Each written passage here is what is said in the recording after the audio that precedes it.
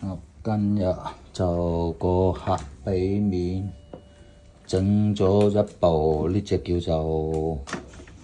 咩機啊？睇下先。哎呀，呢一隻叫做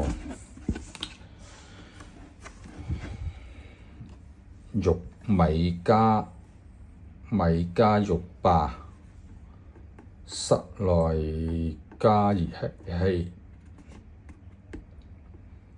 咁總瓦數2850瓦，咁正常呢個應該係2.5左右平方就應該 OK 夠日嘅。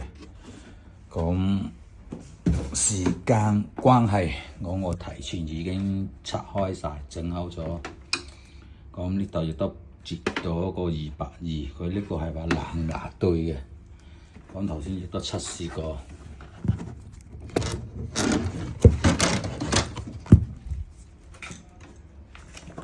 睇翻塊主板部分嘅話，佢個問題咧就係佢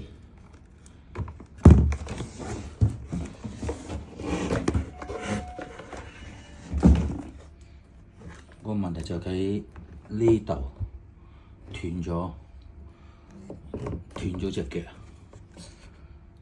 咁我哋就因為佢前面個位置已經唔知點解截死都截唔到入去。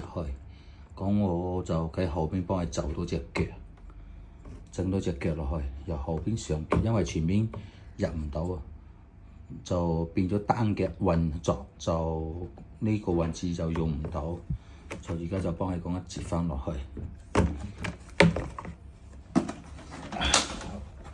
而家截翻落去試試嗰個情況先。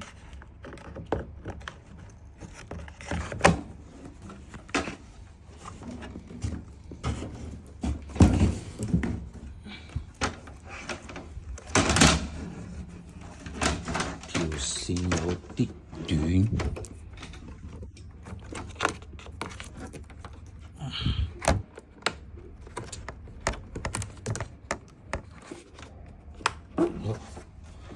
總算要接咗入去啦。睇下先，發熱部分呢個部分 OK。咁我哋而家開電，呢邊都開電。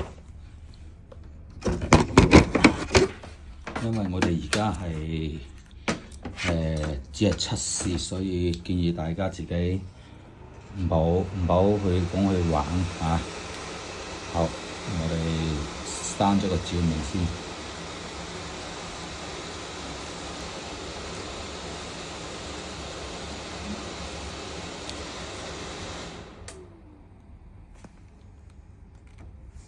好，原來後面條電線斷咗。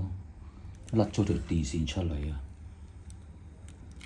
所以時唔得，因為一隻手做嘢，一隻手拍片，冇辦法做得到。好，咁我哋試下照明。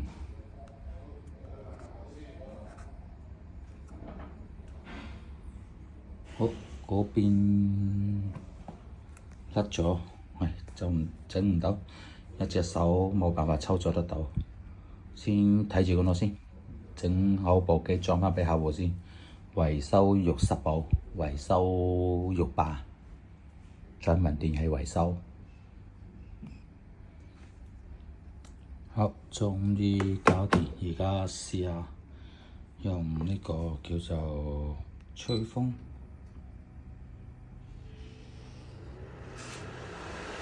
好，吹風成功，但係呢邊呢個唔曉着，咁我哋再試下用埋呢個，好，呢個都着啦。